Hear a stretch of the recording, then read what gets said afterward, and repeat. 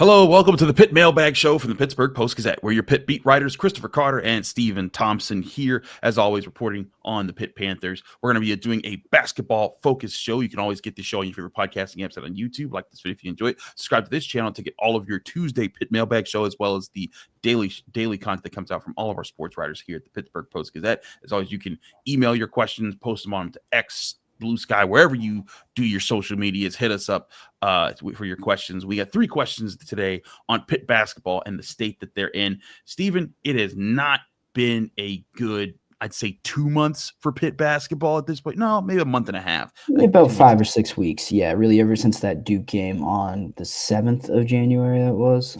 So, we're coming up on that 5th week. But, as far as the games go, it's been about a month, which it's felt a lot longer than that. Pitt is 14-9 and 5-7 in the conference. It was tough to see that coming when you were 12-2 at one point, and especially when they started out 3-0 in the conference, beating teams like Virginia Tech, Cal, and Stanford pretty soundly. I might add. Virginia Tech was a little close, but since that beat down at Duke, they lost close to Louisville, lost close to Clemson, lost soundly to Florida State, did bounce back with 2 wins, but now back to a 3-game losing streak. And I think that's the big question right now is the state of Pitt basketball. And we'll get to what their ceiling is, what their outlook is for stuff. But Stephen, I think it's just, this is a place that Jeff Capel's Panthers haven't been in their past 2 years of being relevant, because this is the part of the season where they normally turned up and got to and made themselves a tournament contender.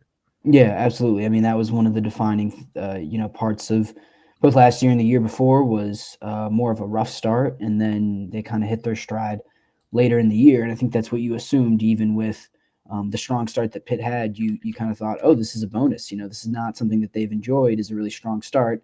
And now as they kind of gel a little bit more, they'll look a little bit better down the stretch, and that just has not happened. In fact, I think it's pretty fair to say that they have regressed down the stretch of the season, which I think is one of the things that really gives Pitt fans anxiety and really has people on edge, and maybe questioning whether or not Jeff Capel is really the guy for the job right now.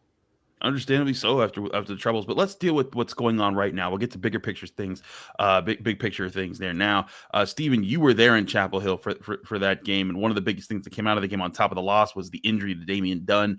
Roy asks, who will have to step up with Damian Dunn now likely out for the remainder of the season? Stephen, can you break down what happened with Damian Dunn and what Pitt's going to have to do now? Yeah, so Dunn took a fall in the second half, fractured his elbow. They didn't have an update after the game. They didn't even have an update, or Jeff Capel didn't have an update on Monday morning on the ACC coaches Zoom. That's because when they went down to North Carolina after that game, they flew directly to Dallas ahead of tonight's game against SMU. They didn't come back to Pittsburgh, so they will have to wait until Dunn and the team can get back to Pittsburgh in order for him to see a doctor and see a specialist and get truly evaluated, put a real timetable on that elbow injury. But Jeff Capel was not optimistic at all. He said very plainly that it is more likely than not that he will not play the rest of the season.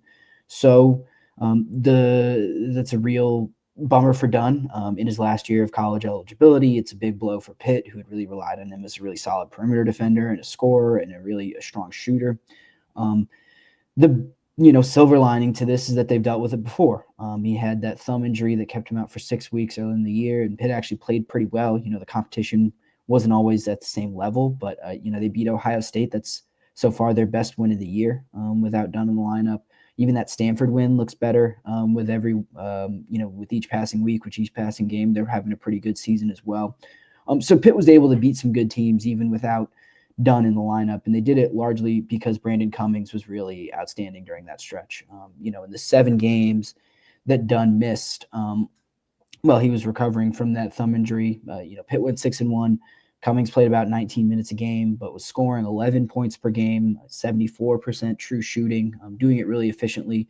Wasn't turning the ball over. That's just not something that Brandon Cummings does. And then, still giving you that trademark, really high energy and great effort on defense, diving after loop balls, everything like that. So I would have to guess that Cummings is the guy who's going to step up and have to play a lot more. I think it'll be interesting to see who starts. Do you go a little bit bigger with Guillermo Diaz-Graham and rely on his experience a little bit more? Or do you put the more talented guy, I would say, in Brandon Cummings in there? I'm not really sure just yet. But I think Cummings is definitely in line to play a lot more, but it is also going to be kind of a collective effort. I mean, you're obviously going to have, Jaland and Ish playing a lot more as well, as opposed to, 35 minutes. It'll probably be closer to 38 minutes or 37 minutes. And then Zach Austin will fill in some time at that 3 spot a little bit more. Guillermo is going to play a little bit more as well. I think Jeff Capel is going to keep his rotations relatively short with the added caveat that you throw Brandon Cummings in there for a little bit more. Yeah, I feel like Brandon Cummings, Jeff Cable's opted for ball handlers for that third spot. In the middle of his lineup where you automatically have Jaland Lowe and Ishmael Leggett, but then when Damian Dunn first went out and we saw them play at Ohio State, they called up Amsel Dalalich and he was able to play for a little bit. Now they didn't stick with him for the long run; they had to figure something else out. But Brandon Cummings was a big part of that. He had that 30-point game earlier in the season. He's been very sharp at times, and he's been a decent 3-point shooter when he's gotten it going. And I think that's something that Pitt maybe considers there. But to your point, I think there's also the possibility of bumping Zach Austin down to the 3, putting Guillermo in as a sort of a 4, and having and keeping Cam Corn at the 5. But this is a tricky thing for now for Pitt basketball to figure out, because they need to figure out some sort of flow.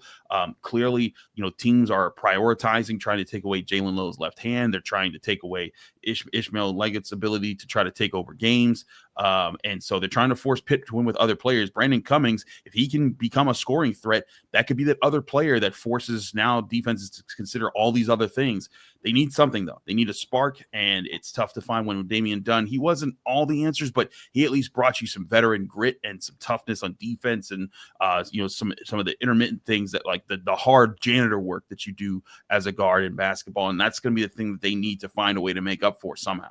Yeah, that North Carolina game, I mean, he only scored, I think, 6 points, was 1 of 5 shooting from the field, if I remember correctly. But, he had, I believe, 6 rebounds to lead the team and 5 assists as well. So he was doing a lot of that other stuff, kind of doing some creation to take some pressure off of Leggett and Lowe. But he really does 2 things for you. I think that first thing is just the extra ball handler and the extra scoring threat to kind of make sure that, Leggett and Lowe don't feel like they need to press as much, but also he was a really, really good perimeter defender. And, Brandon Cummings gives great effort, but he's a little bit shorter. He's not as old, not as strong. It's just not going to be the same thing in there. So it'll be interesting. The defense has really been the big problem, I think, for Pitt during this stretch of, I think they lost 7 of 9 now, 7 of their last 9. The defense has really been the big issue. So losing Dunn does not help at all. And they're going to have to dig pretty deep, and Brandon Cummings is going to have to play well beyond his years in order for Pitt to make up for that. No, I agree with you there. There's a lot to make up there. We'll see what their efforts are, what their plan is tonight. In fact, as we record this on Tuesday, they take on SMU on the road for a 9 p.m. tip-off. Let's go to Bryant's question. What's the ceiling now for Pitt basketball after this really rough last 5 weeks? Is there still a chance that they could earn an at-large bid to the tournament at this point? Now, Steven, you and I have been covering this. After each game, we do like a sort of analysis that involves bracketology and where Pitt stands right now.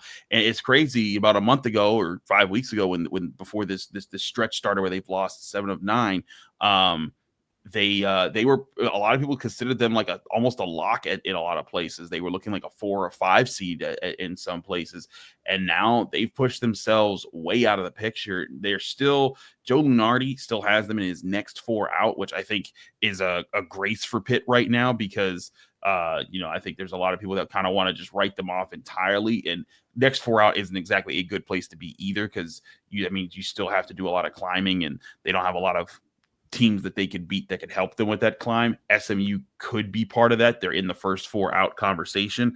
But to answer Bryant's question, is there a way for Pitt to really be an at-large bid in the NCAA tournament at this point?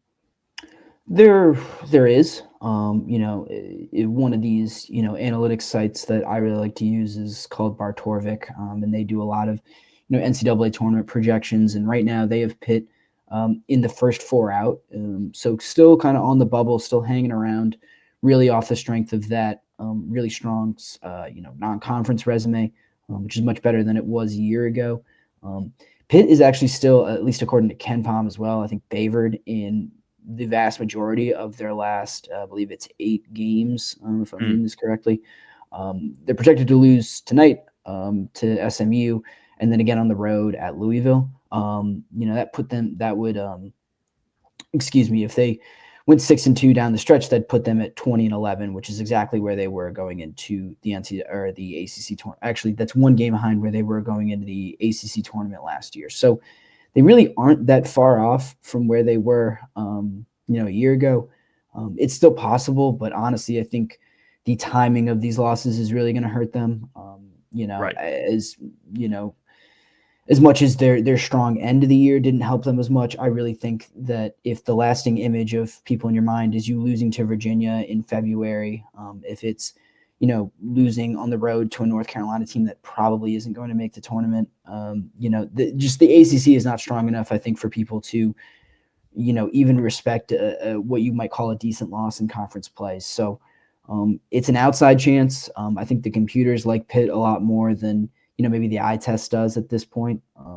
And that's really their only saving grace. But Pitt's got to start winning. They got to start winning big, and they've really got to up these metrics because, like I said, you look at the Bartorvik stuff and they compare, Pitt's current resume to a lot of other teams that have had similar resumes over the past, 10 or 11 years. And the 1, 2, 3, I believe it's the 10 most similar resumes over the past 11 years all missed the NCAA tournament. So it's not exactly breaking in Pitt's favor, and they need to just start winning. They've taken enough, close losses or what you could call decent enough losses or not bad losses. You got to start winning now. I agree. And they really needed to start after the Wake Forest loss was stomachable because it was like, hey, only Duke had beaten Wake Forest at Wake Forest this year. And it was like, okay, you lost by 2.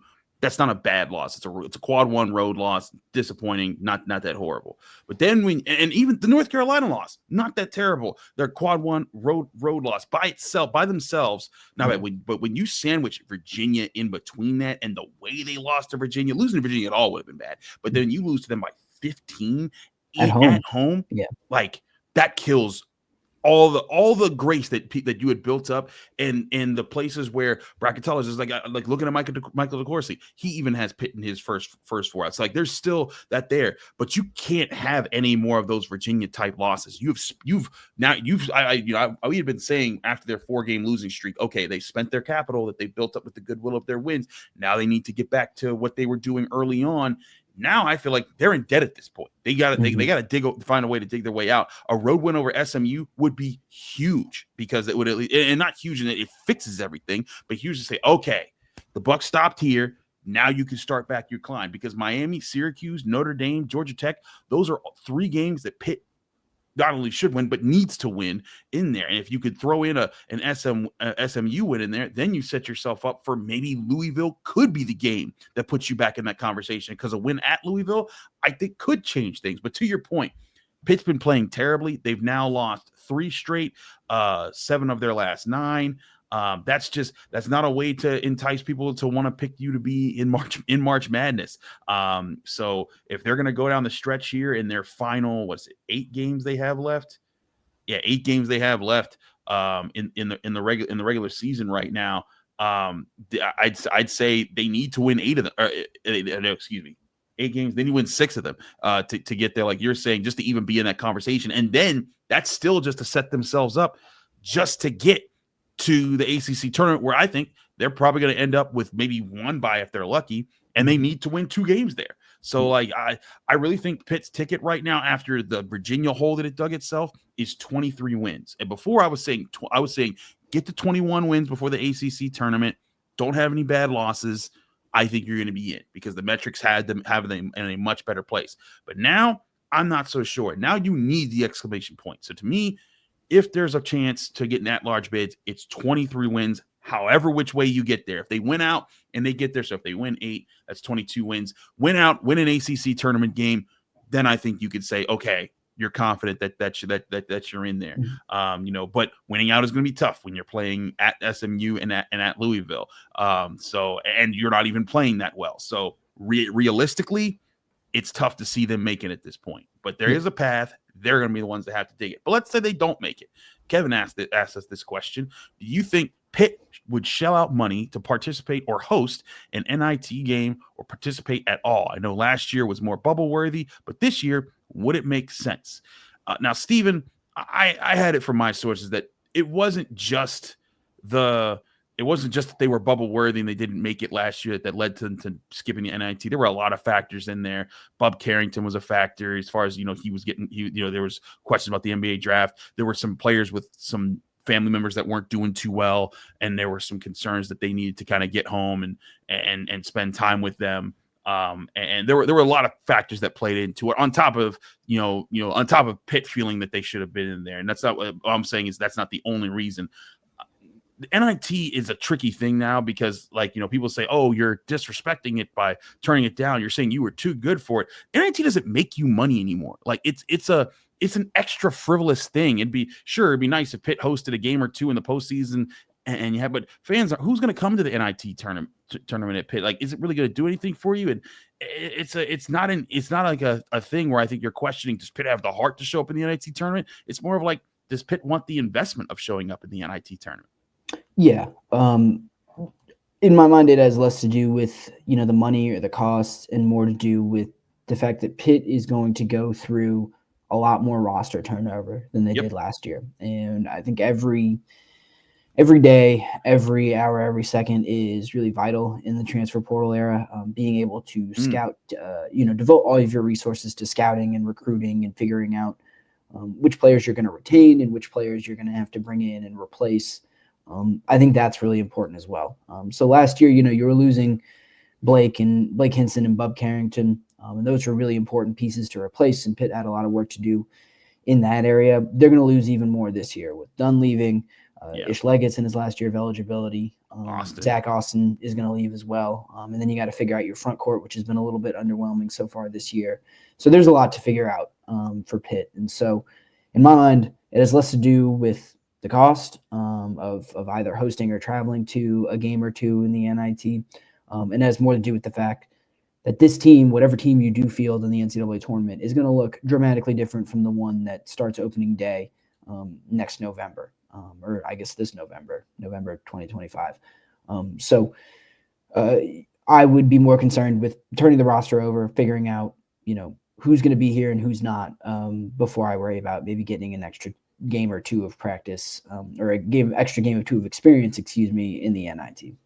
No, I'm right with you there. It's so much of what happens now is that as far as the off season, it's about getting on it fast, getting in the portal, getting to your research, and the more time you're spending towards building to that. Because listen, even if they won the NIT, that would not be the thing that puts them in a better position next year. The thing that would do that would be recruiting better, maybe finding another better big, finding other scores. Like Zach Austin's presence has been huge for this team. When he hits 3-pointers, everyone feels it. When he's blocking shots, everyone feels it. Granted, he hasn't been consistent with the 3-pointers part of late, but he's going to be an asset that they won't have next year, and they need to find those guys. And whether that's in high school recruiting or in the transfer portal, they're going to need to find those answers. And I could see Jaland Lowe, Brandon Cummings being a combo guard pair next year that could really work for you. But who do you have for them behind that? So lots of big questions that Pitt faces. That's a great point by you that, who cares about NIT when you need to get to work on fixing the roster for next year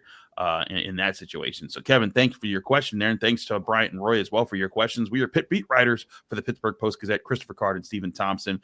We'll have coverage for you on the SMU game. Pitt plays SMU at 9 p.m.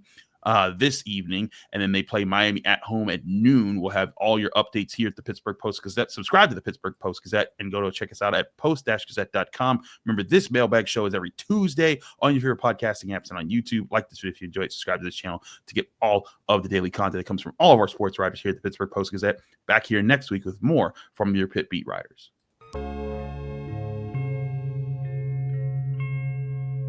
Thank you for checking out this content from Post-Gazette Sports. If you watch this video on YouTube, please like the video and subscribe to our channel. For all of the sports coverage the Post-Gazette has to offer, visit post-gazette.com.